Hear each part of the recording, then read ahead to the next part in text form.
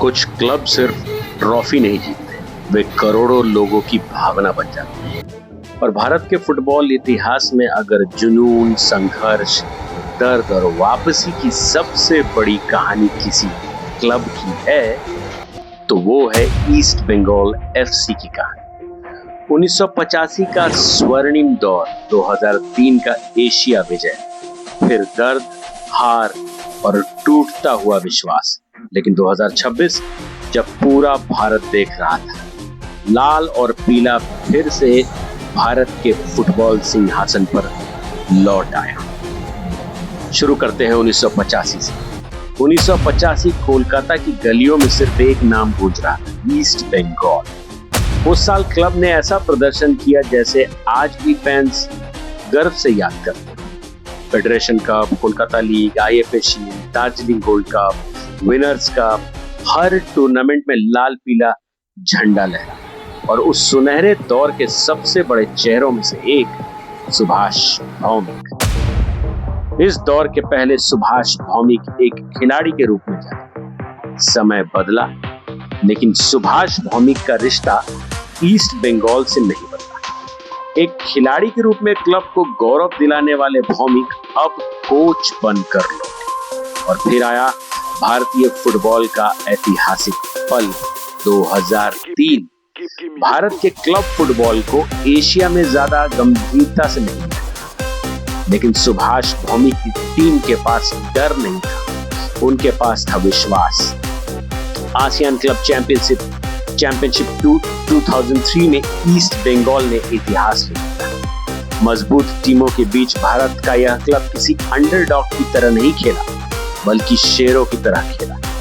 Final में बेक्टेरो सासाना जैसी ताकतवर टीम को हराकर ईस्ट बंगाल ने आसियान कप जीत लिया और पूरा एशिया चौंक गया। भारत के फुटबॉल इतिहास में पहली बार किसी भारतीय क्लब ने इतना बड़ा एशियन खिताब जीता था। और कैमरे के सामने खड़े थे सुभाष भौमिक। उनकी आंखों में गर्व था और करोड़ों भारतीय फैंस की आंखों में आंसू। 2003-04 नेशनल लीग चैंपियन। आसियान जीतने के बाद टीम रुकी नहीं। 2003-04 नेशनल लीग में भी ईस्ट बंगाल ने अपना दबदबा जारी रखा। हर मैच में अटैकिंग फुटबॉल, हर खिलाड़ी में आत्मविश्वास, और आखिरकार क्लब ने नेशनल लीग का ताज अपने नाम कर दिया। उस समय ऐसा लगने लगा था कि भारतीय फुटबॉल का भविष्य सिर्फ लाल और पीला है। 2010 से 17 कोलकाता पर समय बदला, नई टीमें हैं, लेकिन कोलकाता की आत्मा अभी भी ईस्ट बंगाल थी। 2010 से 17 के बीच क्लब ने 8 बार कोलकाता लीग जीता, 8 बार। यह सिर्फ ट्रॉफी नहीं था, यह शहर पर राज था। हर सीजन में फैंस उम्मीद लेकर आते थे और टीम उन्हें गर्व देकर लौट आती थी। लेकिन फिर आया सबसे कठिन दौर, इंडियन सुपर लीग यानी आईएसएल का नया युग शुरू हुआ। बाकी क्लब बड़े निवेश, विदेशी खिलाड़ियों और आधुनिक रणनीति के साथ आगे बढ़ने लगे और ईस्ट बंगाल पीछे छूट गया। गलत कोचिंग के फैसले, बार बार बदलती टीम, कमजोर डिफेंस, मैदान पर तालमेल की कमी, फैंस हर हार के बाद टूटने लगे। सोशल मीडिया पर गुस्सा था, स्टेडियम में निराशा थी। कई बार ऐसा लगा क्या लाल पीला का दूसरा सुनहरा दौर खत्म हो गया? लेकिन असली क्लब वही होता है जो गिर कर फिर उठे। 2020 में आखिरकार इंडियन सुपर लीग में ईस्ट बंगाल की एंट्री।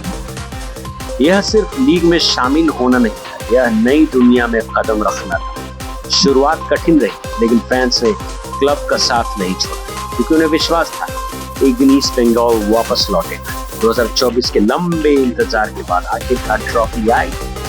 कलिंगा सुपर कप 2024 में ईस्ट बंगाल ने शानदार प्रदर्शन किया। टीम में नई ऊर्जा थी, अटैक में धार थी और सबसे जरूरी खिलाड़ियों में आत्मविश्वास लौट चुका था। जब फाइनल की आखिरी सीटी बजी तो सिर्फ एक कप नहीं था, बल्कि वर्षों से टूटा हुआ विश्वास वापस जीता गया। फैंस रो रहे थे, झंडे लहरा रहे थे और पूरा कोलकाता फिर लाल पीला। 2026 आईएसएल चैंपियंस, इतिहास की सबसे बड़ी वापसी और फिर आया पूरा सीजन। इसमें ईस्ट बंगाल बिल्कुल नजर आया। आक्रामक फुटबॉल, तेज काउंटर अटैक, मजबूत डिफेंस, कोच की रणनीति बिल्कुल साफ, डरो मत हमला करो। फाइनल में माहौल बिजली जैसा, स्टेडियम में सिर्फ आवाज थी जॉय ईस्ट बंगाल। मैच के निर्णायक पलों में टीम ने शानदार मूव बनाया, मिडफील्ड से लंबा पास, विंग से क्रॉस और गोल। पूरा स्टेडियम फट पड़ा। आखिरी सीटी बजते ही East Bengal FC ISL champion बन चुका था। 1985 से शुरू हुई कहानी 2026 में फिर अमर हो गई। यह सिर्फ फुटबॉल क्लब नहीं, यह उन लोगों की कहानी है जो हार मानना नहीं जानते। 1985 का गौरव, 2003 का एशियन चमत्कार, बुरे दिनों का दर्द और 2026 में महान वापसी। ईस्ट बंगाल ने दुनिया को एक बात सिखाई, अगर जुनून जिंदा हो तो इतिहास दोबारा लिखा जा सकता है। और याद रखिए, लाल पीला सिर्फ एक रंग नहीं, एक भावना है।